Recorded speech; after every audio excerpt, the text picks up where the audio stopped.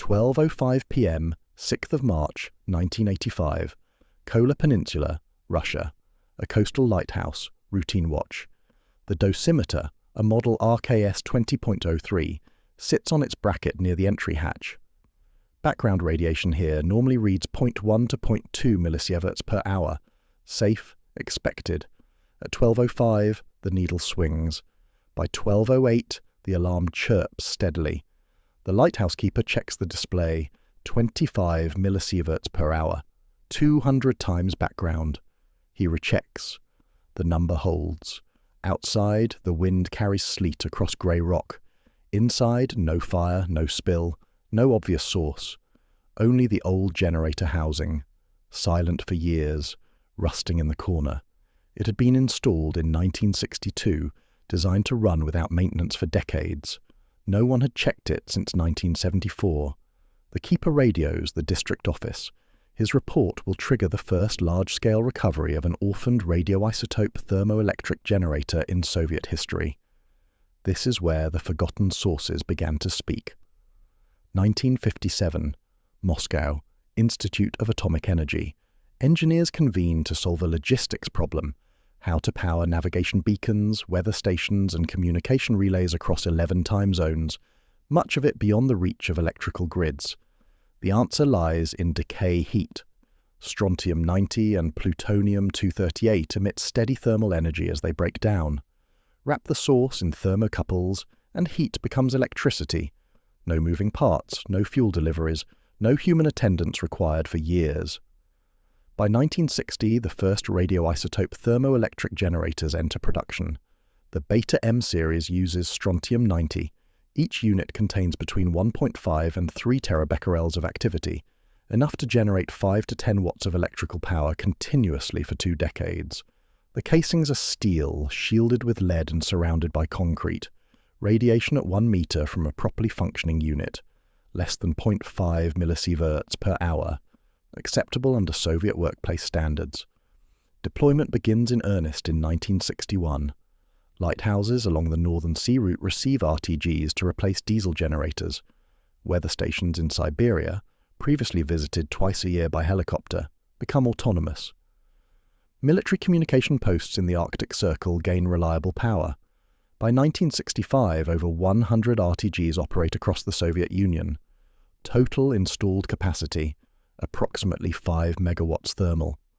The network spans from the Kola Peninsula to Kamchatka, from the White Sea to the Bering Strait. Design specifications promise minimal risk. The casings are engineered to withstand corrosion, impact and temperature extremes from -50 to +50 degrees Celsius. Maintenance schedules call for inspection every 5 years, replacement after 20. The sources themselves, sealed ceramic pellets of strontium-90 fluoride, are rated to contain activity even if the casing fails. On paper, the system is robust. In practice, logistics prove difficult. Arctic installations are remote. Helicopters are expensive. Inspections are postponed. Replacement schedules slip.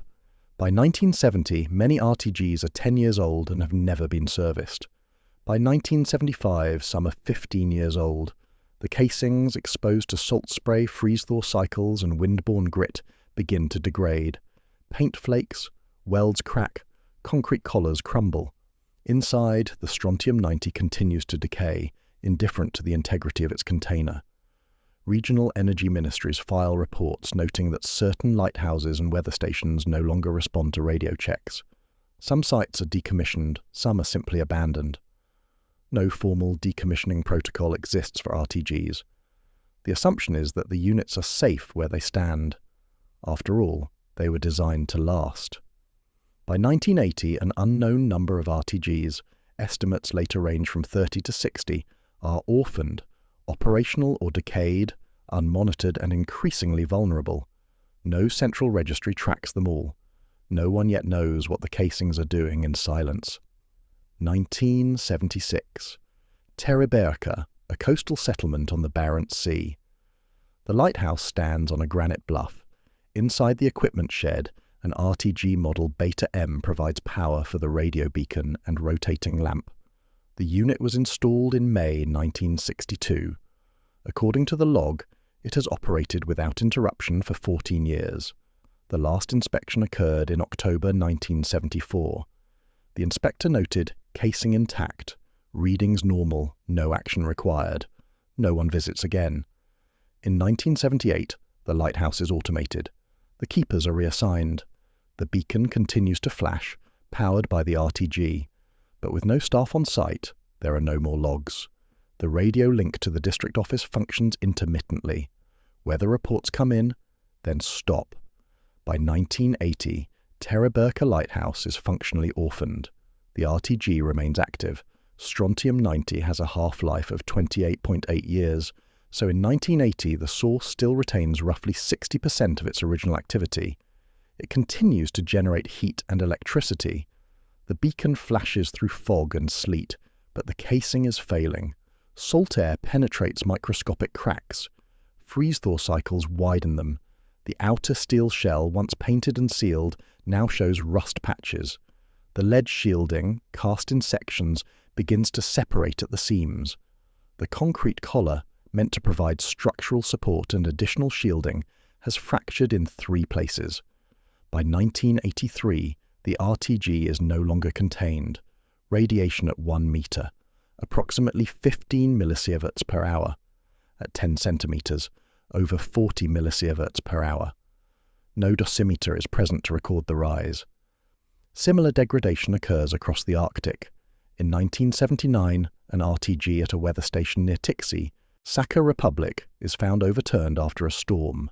The casing has split. Contamination spreads across 50 meters of tundra. The incident is reported to the Regional Energy Office but not escalated.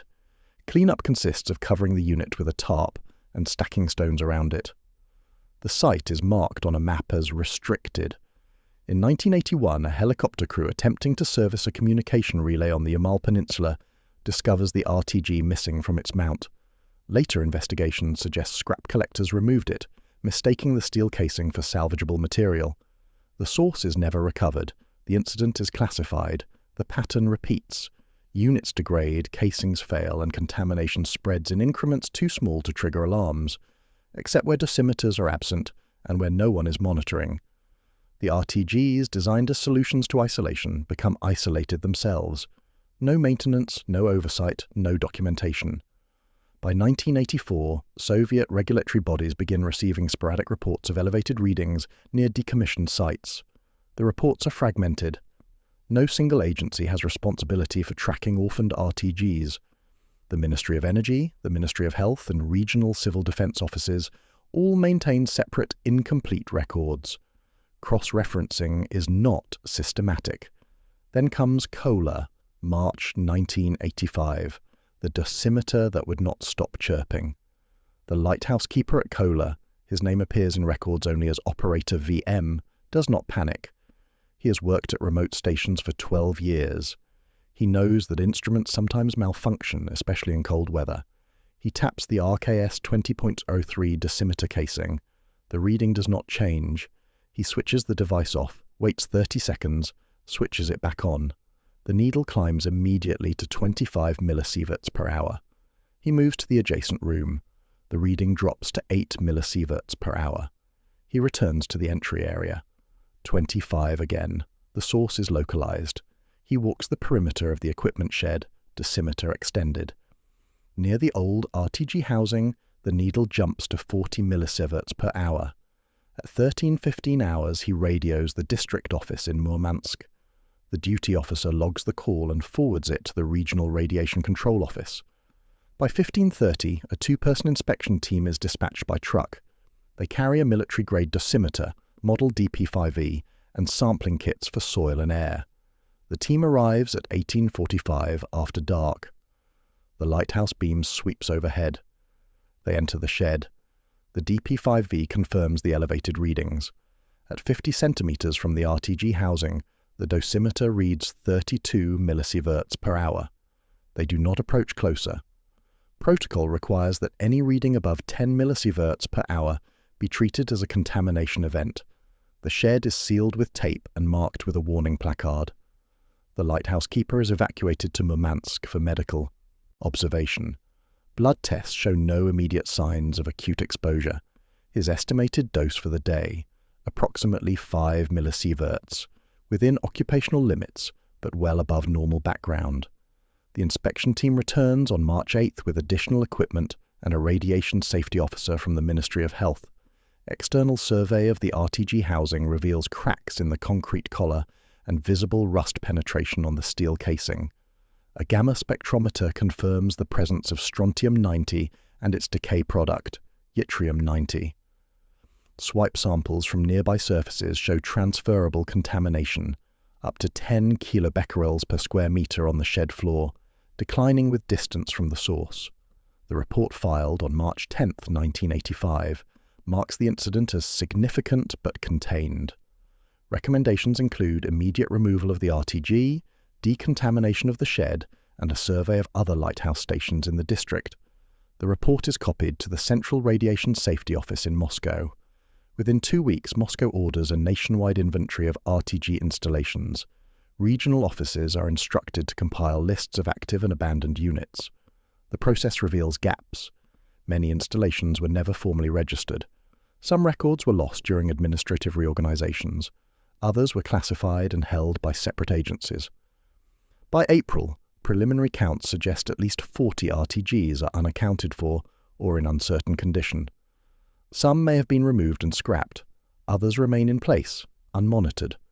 The full scope is not yet clear, but Kola has shifted the question from "are they safe?" to "where are they all?" The Kola RTG is not removed immediately.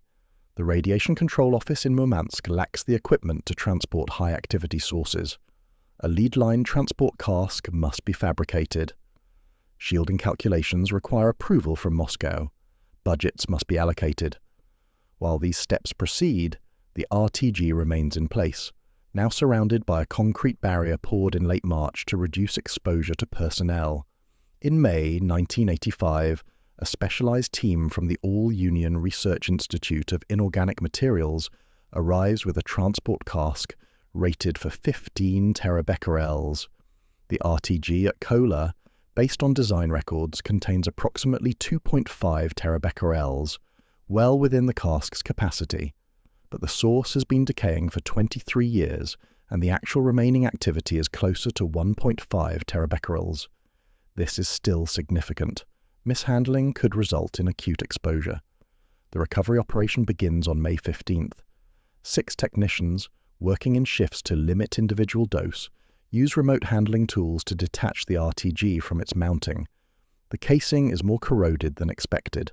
When the unit is lifted, a section of the outer shell crumbles, exposing the lead shielding beneath. Contamination spreads.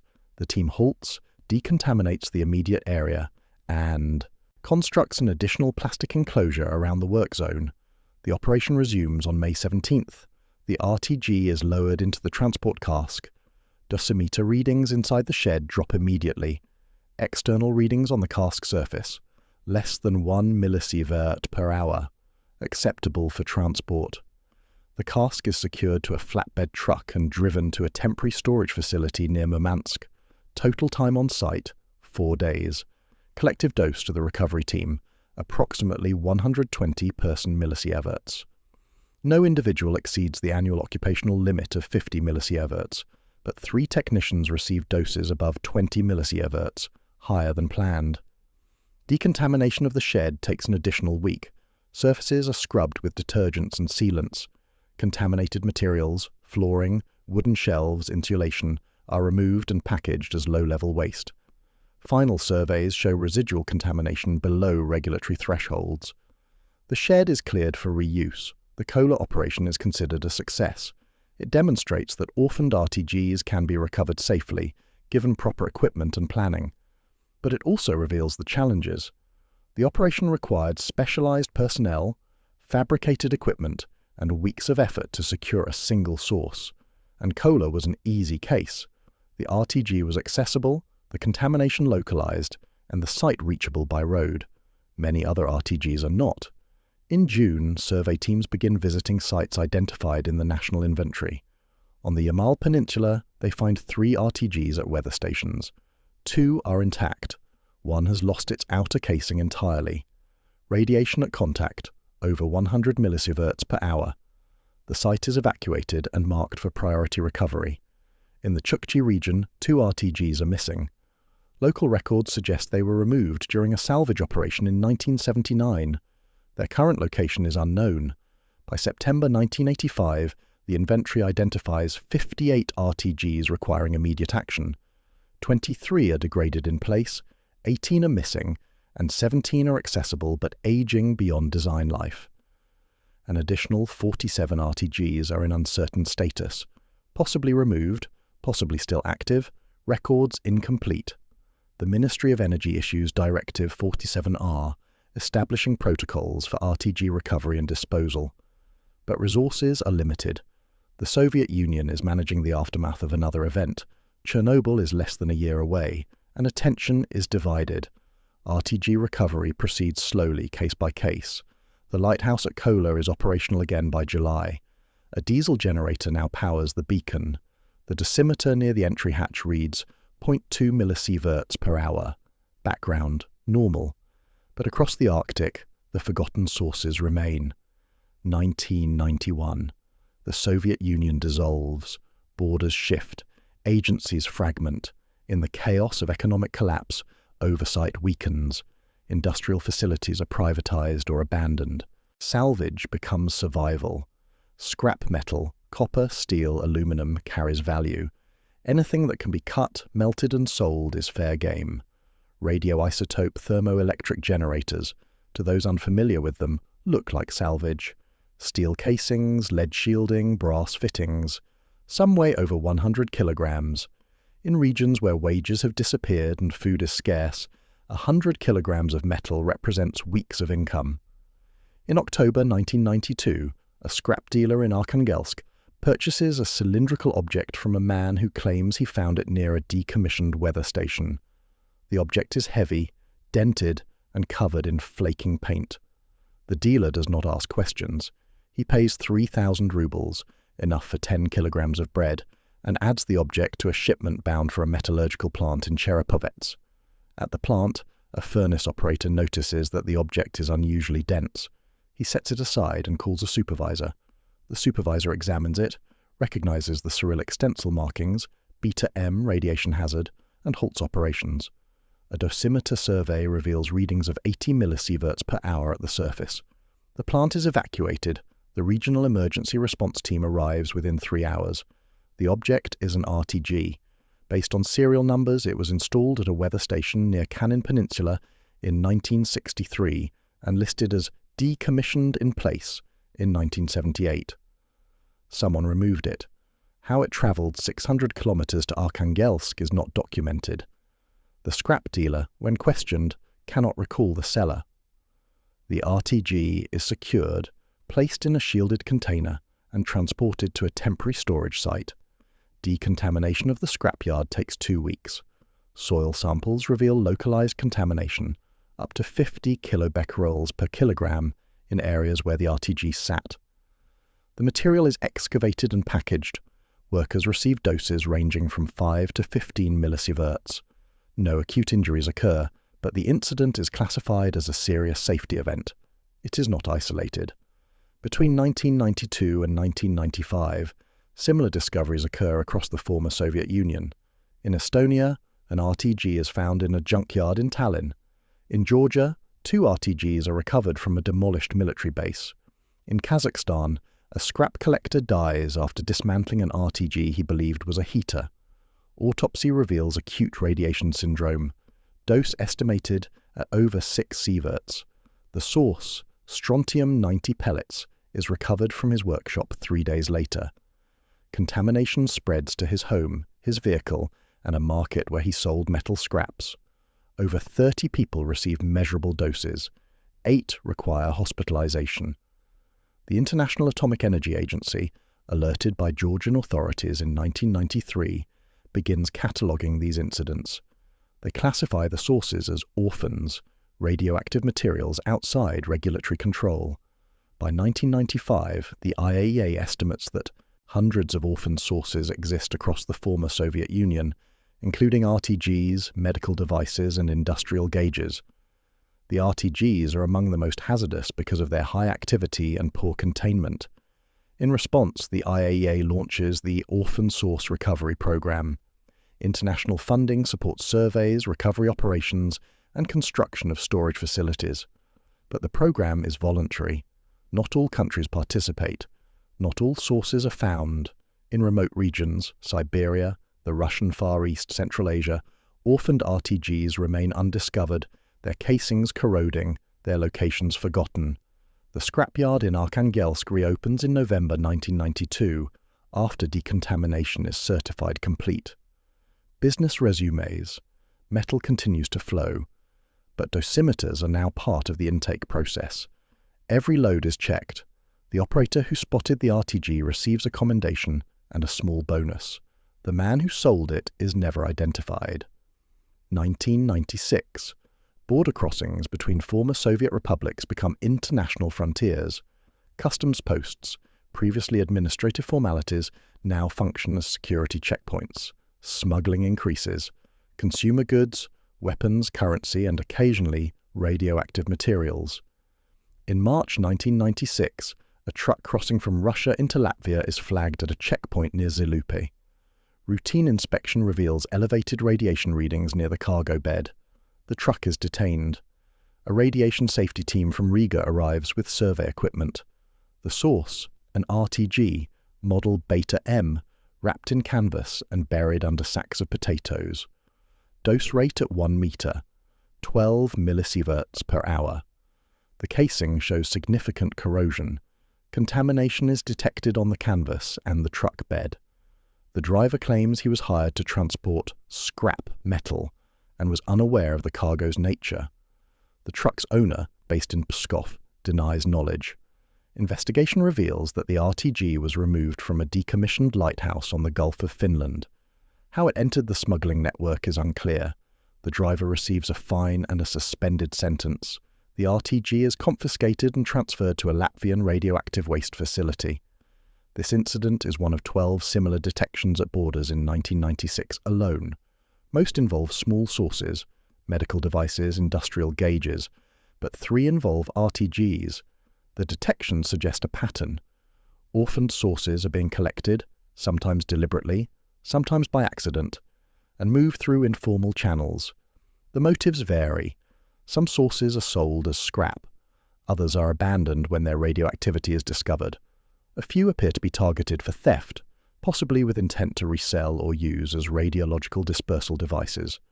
In response, the IAEA and European Union fund a program to install radiation detection equipment at key border crossings. By 2000, over 100 portals are operational across Eastern Europe and Central Asia. The systems detect gamma radiation from passing vehicles and cargo. Alarms trigger secondary inspections. Between 2000 and 2005, the portals intercept over 50 radioactive sources, including 7 RTGs. But detection is not recovery. For every source intercepted at a border, others remain in the field. In 2002, a forestry crew in Karelia discovers an RTG partially buried in a drainage ditch. The site is 40 kilometers from the nearest road.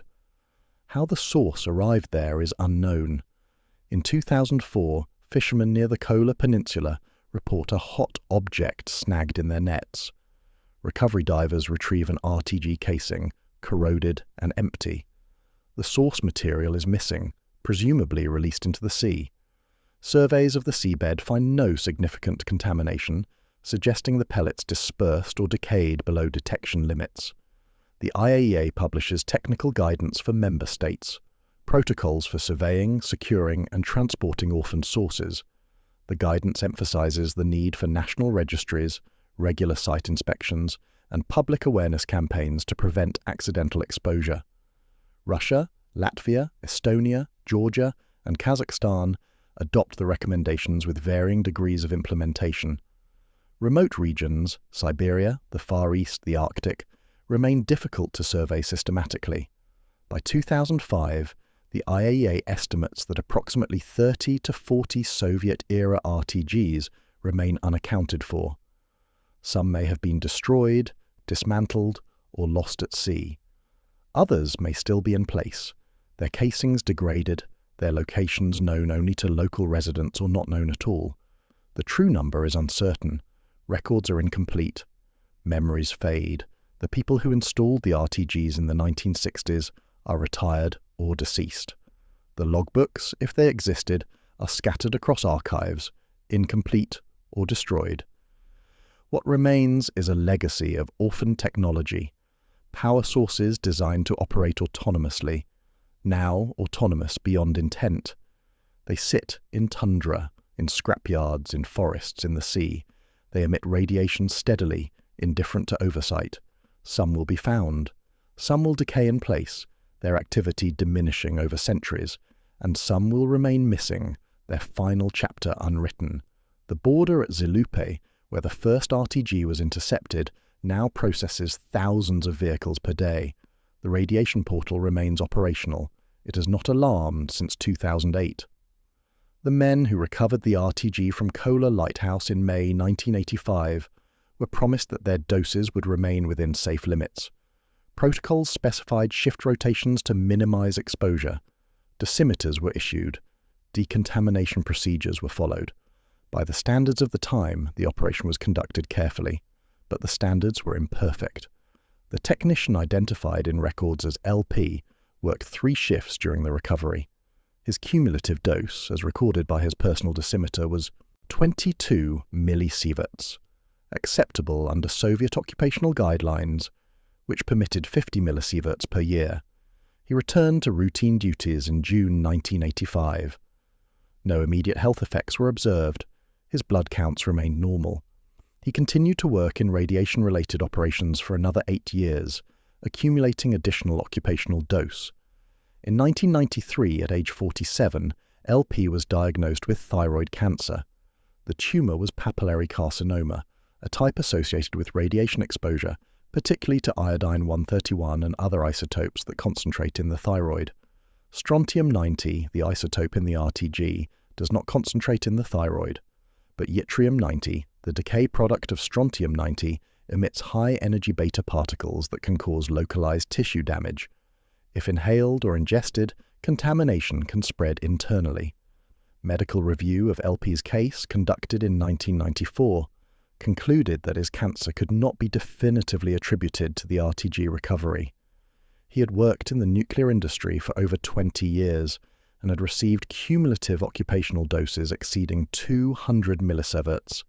The thyroid cancer could be occupational, environmental, or idiopathic. Causation could not be proven. LP underwent surgery and radioiodine therapy. He survived but was permanently disabled and retired on medical pension. A similar pattern emerged among others involved in RTG recovery operations. Between 1990 and 2005, 12 workers who participated in Soviet-era RTG recoveries developed cancers. 4 thyroid, 3 lung, 2 stomach, 2 leukemia, 1 bladder. The cancers appeared 10 to 20 years after exposure, consistent with radiation-induced latency periods. None of the cases individually proved causation. Collectively, the rate was higher than expected for the general population, but not conclusively above the rate for radiation workers with similar cumulative doses. Epidemiological studies, conducted by Russian health authorities and reviewed by the IAEA, found no definitive link between RTG recovery and cancer incidents. The sample size was small. Fewer than 200 workers participated in documented RTG recoveries between 1985 and 2000. Dose records were incomplete. Many workers had other occupational exposures. Control groups were poorly matched. Statistical significance could not be established. What remained was uncertainty. The families of affected workers sought compensation. Russian labor law, revised in the 1990s, provided benefits for occupational illnesses if causation could be demonstrated. But demonstrating causation for radiation-induced cancer is notoriously difficult. Cancers from radiation are clinically indistinguishable from cancers from other causes. Only statistical excess in exposed populations suggests a link. For small groups, statistical power is weak. Of the 12 workers who developed cancer, 6 received partial disability pensions. 4 cases were denied on grounds of insufficient evidence. 2 were still under review at the time of their deaths. LP, whose thyroid cancer was diagnosed in 1993, died in 2004 from complications unrelated to cancer. His widow continued to seek recognition of his illness as occupational until 2009, when the case was closed. The medical dossiers, now archived in Murmansk, contained dosimetry records, medical charts, and correspondence with regulatory agencies. They document doses, diagnoses, and outcomes. They do not resolve the question of causation. They show only that the men who recovered the RTGs carried the radiation forward in their bodies, and that some of them paid a cost that was never definitively measured. The recovery work continues. Modern operations use better equipment, stricter protocols, and more comprehensive dosimetry. Doses are lower, risks are reduced, but the legacy workers, those who responded in the 1980s and 90s, when protocols were improvised and resources were scarce, remain a reminder that exposure does not end when the dosimeter is returned. It persists, silent, in tissue and time. LP's final dosimetry badge, dated May 1985, reads 22 millisieverts. It hangs in a display case at the Murmansk Radiation Safety Office. No inscription explains its significance. 2000, Vienna, Austria. The International Atomic Energy Agency convenes a technical meeting to address the global problem of orphaned and disused radioactive sources. Delegates from 47 countries attend. The agenda focuses on categorization, how to assess the hazard posed by different sources, and prioritize recovery efforts. The IAEA proposes a 5-category system, with Category 1 representing the most dangerous sources, those capable of causing death or serious injury within minutes to hours of unshielded exposure, and Category 5 representing sources unlikely to pose significant risk. RTGs, depending on their activity, fall into Categories 1 through 3. A high-activity Strontium-90 RTG, containing several terabecquerels, is Category 1. A degraded or partially decayed unit may be Category 2 or 3. The distinction matters. Category 1 sources require immediate recovery. Category 5 sources can be managed through routine procedures. But categorization assumes knowledge, the source's location, its activity, its condition. For orphaned sources, this information is often missing. The meeting in Vienna produces a consensus document. It recommends that member states establish national registries of radioactive sources, conduct systematic surveys of historical sites, and implement detection systems at key infrastructure points, scrapyards, borders, ports. It also recommends public awareness campaigns to educate scrap dealers, emergency responders, and the general public about the risks of orphaned sources. Implementation is uneven. Western European countries move quickly, establishing registries and conducting surveys. Eastern Europe and Central Asia, facing economic constraints and institutional fragmentation, make slower progress. Russia, inheriting the largest number of Soviet-era RTGs, prioritizes the most accessible sites. Remote locations, Siberia, the Arctic, the Far East, receive less attention. Between 2000 and 2010, international funding supports recovery operations in Russia, Kazakhstan, Georgia, and the Baltic states. Over 80 orphaned RTGs are located and recovered. The sources are transported to centralized storage facilities where they await long-term disposal. Disposal, however, is complicated. Strontium-90 has a half-life of 28.8 years. The sources will remain hazardous for centuries. Permanent disposal requires geologically stable repositories, regulatory approval, and funding. None of these are immediately available. As of 2010, most recovered RTGs remain in interim storage. The facilities, concrete bunkers, steel casks, guarded perimeters, are secure but not permanent. The sources will outlast the storage infrastructure. Eventually they will need to be moved again. Meanwhile, new data emerges. Radiation surveys conducted in the Russian Arctic between 2005 and 2008 identify previously unknown contamination around former RTG sites. Even after sources are removed, residual contamination persists in soil, vegetation, and structures. Decontamination is expensive and often incomplete. In some cases, contaminated soil is excavated and packaged as low-level waste. In others, The site is simply fenced and marked. Natural decay, over decades, reduces activity. But Strontium-90's 28.8-year half-life means that significant activity remains for over a century. Environmental studies assess the impact. In terrestrial environments, Strontium-90 binds to soil particles and is taken up by plants. Animals grazing on contaminated vegetation accumulate the isotope in bone tissue. Humans consuming contaminated meat or milk receive internal doses. The doses are small, typically less than 1 millisievert per year, but they add to background exposure. In marine environments, Strontium-90 disperses rapidly. Dilution reduces concentration to near background levels within years, but localized hotspots can persist, especially in sediments. The IAEA's 2006 Safety Guide provides a framework, but it cannot retroactively prevent the contamination. The RTGs were installed in the 1960s. By the time international attention focused on the problem, in the 1990s, the damage was done. Recovery efforts mitigate ongoing risk but do not erase the past. Public perception of RTGs, shaped by media coverage in the 1990s, tends toward exaggeration. News reports describe nuclear batteries and ticking time bombs. The reality is more nuanced.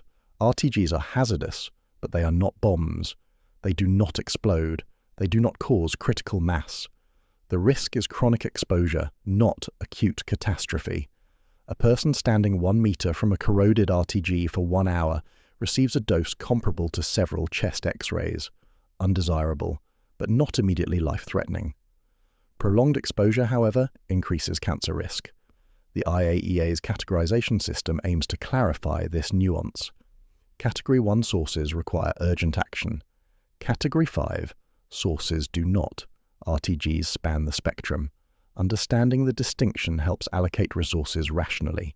The meeting in Vienna concluded with a commitment. No orphaned source should remain unmonitored. The commitment, 20 years later, remains a work in progress. 2011. Moscow. The Russian Federation enacts comprehensive legislation governing radioactive waste, including orphaned sources. Federal Law 170FZ assigns responsibility to a new state corporation, Rosatom, for managing the legacy of Soviet nuclear activities. The law mandates identification, recovery, and disposal of all orphaned radioactive sources. It establishes deadlines. High-priority sources, Category 1 and 2, must be secured within 5 years. Lower priority sources within 10 years. The law is ambitious. It reflects lessons learned from 2 decades of ad hoc recoveries. But implementation requires resources: funding, personnel, equipment, and infrastructure. The Russian government allocates 1.4 billion rubles over 5 years. International donors contribute an additional 600 million euros through the IAEA and bilateral agreements. The funds support surveys, recovery operations, transportation, and construction of interim storage facilities. Between 2011 and 2016, Rosatom conducts systematic surveys of known RTG installation sites. Teams visit over 200 locations across Russia, from the Kola Peninsula to Kamchatka. They use helicopter surveys, ground-based radiation detectors, and archival research to locate sources. The surveys identify 37 previously undocumented RTGs. 17 are recovered immediately. 12 are marked for future recovery. 8 are determined to be missing, removed by scavengers, lost at sea, or otherwise unaccounted for. The recovery operations vary in complexity. In accessible locations, coastal lighthouses, roadside weather stations, recovery takes days. Teams arrive with transport casks, secure the source, and depart. In remote locations, Arctic islands, mountain passes, tundra sites reachable only by helicopter, operations take weeks, weather windows are narrow, logistics are expensive. In 2013, a recovery operation on Severnaya Zemlya, an archipelago in the Arctic Ocean, costs over 10 million rubles for a single RTG. The source is transported by helicopter to a staging site on the mainland, then by truck to a storage facility in Murmansk. Total transit time, 3 weeks. Distance, over 2,000 kilometers. Not all recoveries succeed. In 2014, a team attempting to recover an RTG from an abandoned weather station on Wrangel Island is forced to abort. The site is accessible only by sea during a brief summer window. When the team arrives, they find the RTG casing destroyed. The source is missing. Radiation surveys detect scattered contamination, fragments of strontium-90 pellets dispersed by wind or animals. Decontamination is impractical. The site is fenced and marked with warning signs. Monitoring will continue, but the source is effectively lost. By 2016, the 5-year deadline for high-priority sources passes. Of the 37 RTGs identified in the 2011 surveys, 30 are recovered. 7 remain. 6 are inaccessible due to environmental or logistical constraints, and 1 is lost. Rosatom requests an extension. The deadline for high-priority recoveries is moved to 2020. Progress continues, but the pace slows. The easiest cases are resolved first.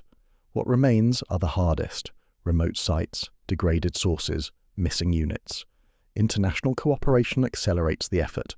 The United States, through the Department of Energy, funds equipment upgrades and training for Russian recovery teams.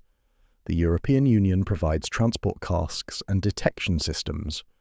Norway, concerned about RTG contamination near its Arctic borders, contributes helicopters and logistics support for operations in the Russian far north. Between 2012 and 2018, international funding totals over €1 billion. The recovered RTGs are stored in 2 primary facilities, one in Murmansk, serving the northwestern regions, and one in Vladivostok, serving the Far East. The facilities are concrete bunkers surrounded by security perimeters. Each source is placed in a steel cask, labelled and logged in a central database.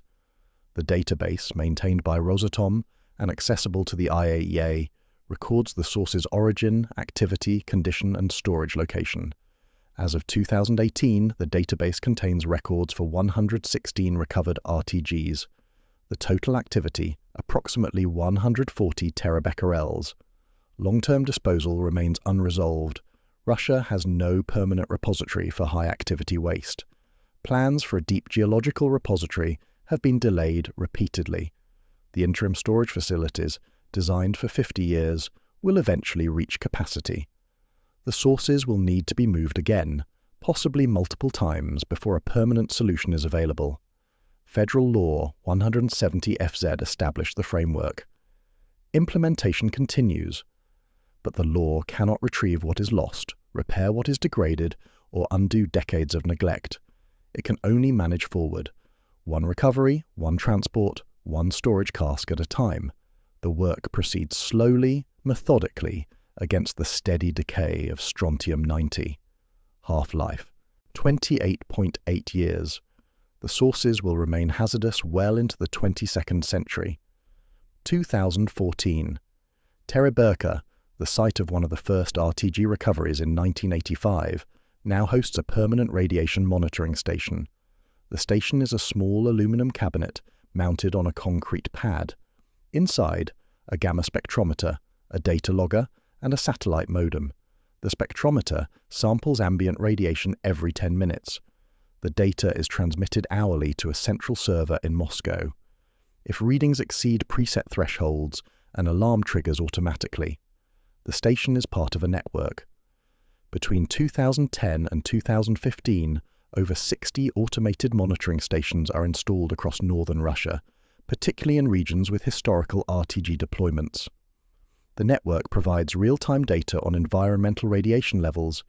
It detects contamination from degraded sources, verifies that recovered sources no longer contribute to ambient exposure, and provides baseline data for future assessments. The Tereberka station, since its installation, has recorded background radiation levels averaging 0.15 millisieverts per hour. Seasonal variations occur. Snow cover reduces readings slightly, thaw raises them slightly, but the levels remain consistent. No anomalies have been detected. The RTG removed in 1985 left no lasting signature. Other sites tell different stories. At a former weather station near Tixi, Sakha Republic, a monitoring station installed in 2012 detects persistent contamination. Ambient readings average 0.3 millisieverts per hour, twice normal background. Surveys reveal that the contamination originates from an RTG that was damaged in place and never fully recovered. The source was secured with a concrete enclosure in 1997, but contamination had already spread into surrounding soil. Excavation of the contaminated soil, conducted in 2013, removes over 40 cubic meters of material. Post-excavation surveys show reduced but still elevated readings, 0.2 millisieverts per hour. Further remediation is deemed impractical. The site is fenced, monitoring continues. At a lighthouse on the Yamal Peninsula, an RTG recovered in 2008 left minimal contamination. Monitoring installed in 2010 shows background levels indistinguishable from regional norms. The success reflects prompt recovery and effective decontamination. The contrast with TICSI illustrates the importance of timing. Sources recovered before casing failure leave little trace. Sources left to degrade contaminate their surroundings irreversibly. The monitoring network generates data. Between 2010 and 2020, over 20 million individual measurements are recorded. The data reveals patterns. Sites where RTGs were recovered promptly show no long-term contamination. Sites where RTGs degraded in place show persistent hotspots, declining slowly over decades. Sites where RTGs are missing show either no contamination, suggesting the source was removed cleanly or lost at sea, or scattered contamination, suggesting damage during removal. The data also reveals unexpected findings. In 2016, a monitoring station near a recovered RTG site on the Kola Peninsula detects an anomalous spike. Ambient radiation increases to 0.5 millisieverts per hour over a 12-hour period, then returns to background. Investigation reveals that the spike correlates with heavy rain and runoff. Contamination, previously bound in soil, was mobilized by water and temporarily concentrated in surface drainage. The event highlights the long-term mobility of residual contamination and the limitations of one-time decontamination efforts. The monitoring network is not comprehensive. 60 stations cover over 6,000 kilometers of coastline and millions of square kilometers of territory. Coverage is sparse. Many former RTG sites remain unmonitored. The network focuses on known high-risk areas. Undiscovered sites, if they exist, are not detected. In 2018, the IAEA reviews the Russian monitoring program and rates it as adequate but incomplete. The report recommends expanding the network, increasing sampling frequency, and integrating data with environmental surveillance programs, air, water, and biota sampling. Implementation of these recommendations is ongoing but slow. Budget constraints limit expansion. For residents near monitored sites, the stations provide reassurance. The data is public. Readings are posted online. Transparency reduces fear. In Tereberka, the monitoring station is located near the rebuilt lighthouse. Tourists visiting the site sometimes ask about the station. A placard explains its purpose: environmental radiation monitoring, ensuring safety. The placard does not mention the RTG or the 1985 incident. That history is documented elsewhere, in reports and archives, but not in public view. The Tereberka station has operated without interruption since 2014. Solar panels power the instruments. Maintenance visits occur twice a year. The readings have never alarmed. The station is mundane, reliable, and invisible to most who pass by. But it represents a commitment to measure, to monitor, to remember. The RTG is gone, removed 29 years ago. The station remains, watching for echoes. As of 2020, the network has recorded 0 uncontrolled releases from recovered RTG sites. The sources are secure, the monitoring continues, the data accumulates, and the half-life clock ticks forward, indifferent to attention. 2019. The International Atomic Energy Agency closes a 15-year project focused on recovering orphaned radioactive sources across Eastern Europe and Central Asia. The project, funded by 17 donor countries and implemented in collaboration with national governments, supported the recovery of over 300 orphaned sources, including 96 RTGs. The final report documents outcomes, lessons learned, and remaining challenges. The numbers tell one story. Of the 96 RTGs recovered, 81 were secured without incident. 15 recovery operations encountered complications: corroded casings, scattered contamination, or worker exposure above planned levels. Total collective dose to recovery workers over 15 years, approximately 2 sieverts, distributed across over 500 individuals, no single worker exceeding 20 millisieverts in any operation, 0 acute injuries, 0 fatalities. By the standards of radiological work, the program was safe, but safety is not resolution.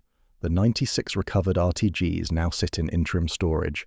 Disposal pathways remain unclear. The sources will remain hazardous for centuries. International funding covered recovery and storage, but not disposal.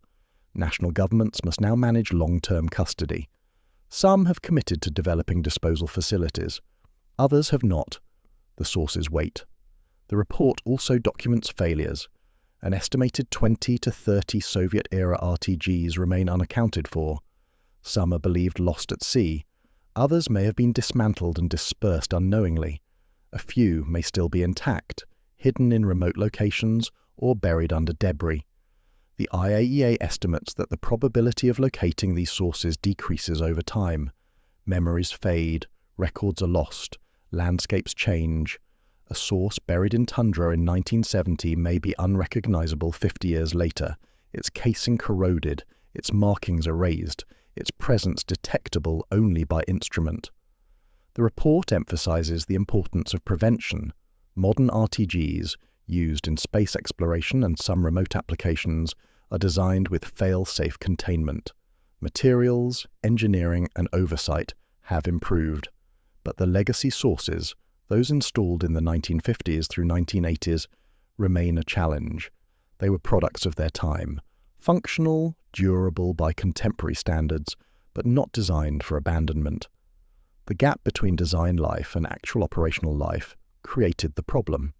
Many RTGs remained in service far longer than intended, their casings degrading beyond safe limits before anyone noticed. One section of the report focuses on public perception. Surveys conducted in Russia, Georgia, and Kazakhstan between 2015 and 2018 asked residents near former RTG sites about their concerns.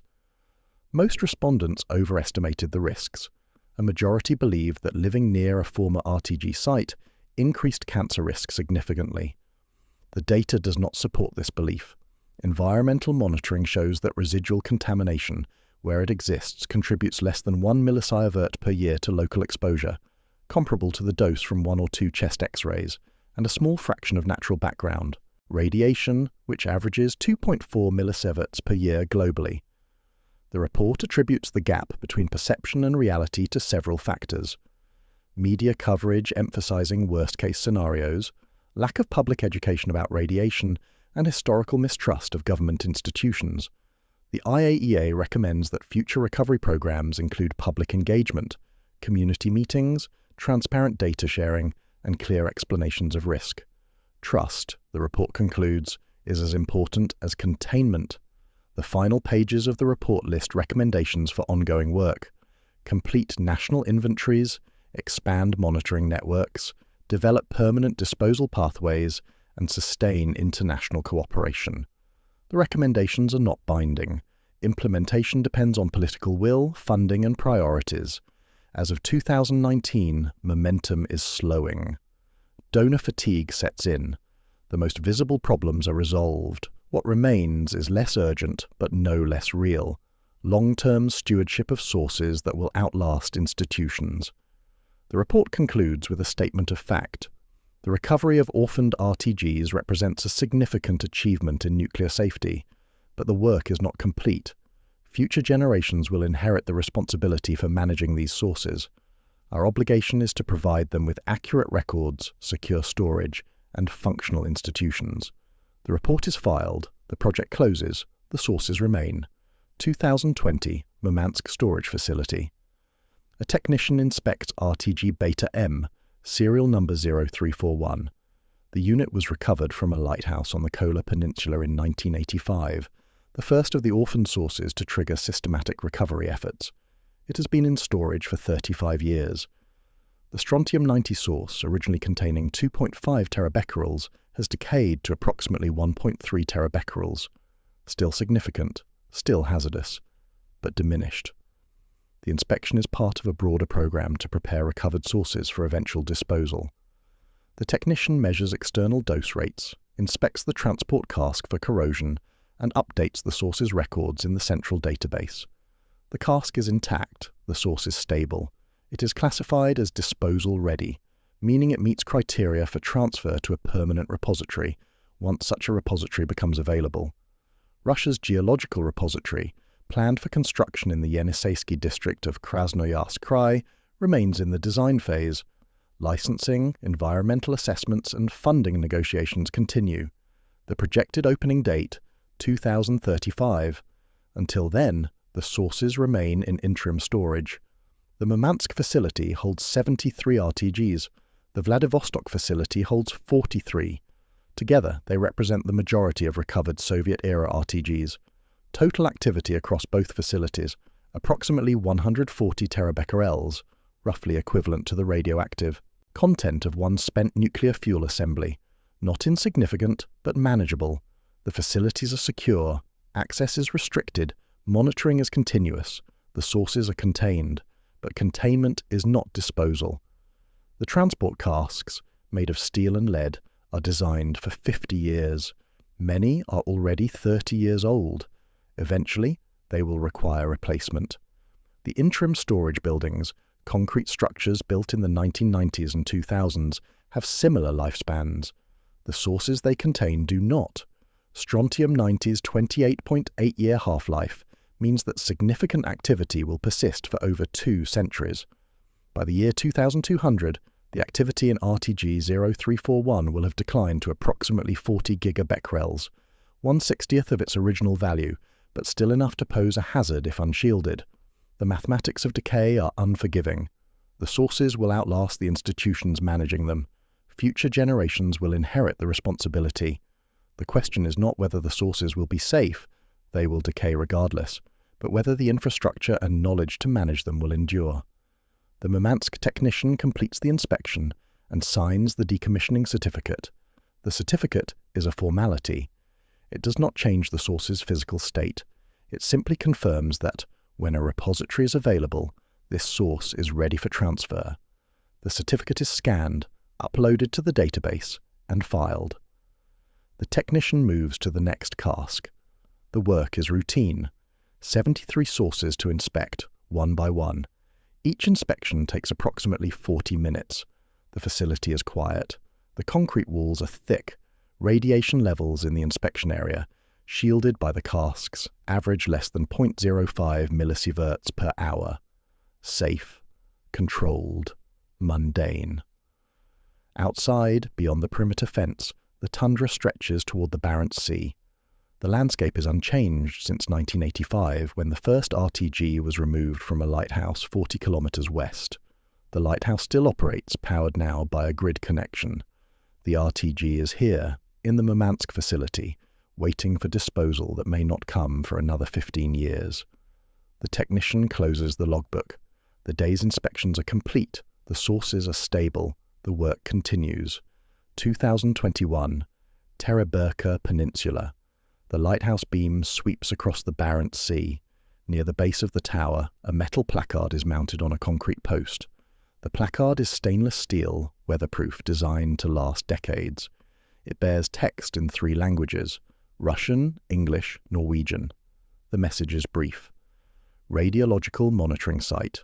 Former location of radioisotope power source. Removed 1985. Background radiation levels normal. For information, contact Rosatom Regional Office, Murmansk. The placard is part of a broader initiative to mark former RTG sites. Between 2018 and 2021, over 50 such markers are installed across northern Russia. They serve multiple purposes: historical documentation, public transparency, and warning to future generations. The assumption is that institutional memory will fade, but physical markers will endure. If, in 50 or 100 years, someone encounters the site and wonders about its history, the placard provides a starting point. The placard at Tereberka is unremarkable. Few visitors notice it. Tourists come for the lighthouse, the coastal scenery, and the Arctic light. The placard is a footnote, but it represents a closing of the loop. In 1985, the Kola RTG triggered a crisis. Now, 36 years later, the site is restored, monitored, and marked. The story for this location is complete. Other stories remain open. The missing RTGs, those unaccounted for in surveys, are presumed lost but not confirmed. Monitoring continues. Surveys are conducted periodically in high-probability areas, but the search is no longer urgent. The resources allocated to recovery have shifted to long-term management of the sources already secured. The missing units, if they pose risks, will reveal themselves through contamination or accidental discovery. Until then, they remain part of the unresolved legacy. For the men and women who worked on RTG recovery, engineers, technicians, dosimetrists, drivers, the work is behind them. Some have retired, some have moved to other projects, some have died. Their names appear in reports and dosimetry logs. Their contributions are documented but not widely recognized. No memorials exist, no public acknowledgements. The work was technical, procedural, necessary, but not heroic.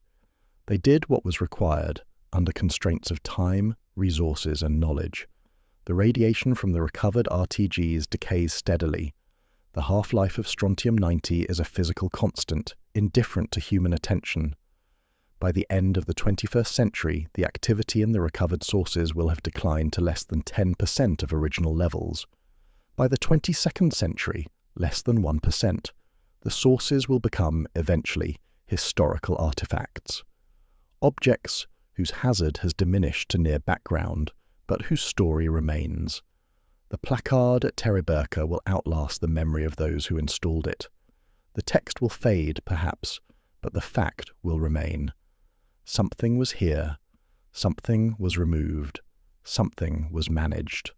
The story of the missing RTGs ends not with resolution, but with containment, monitoring, and time.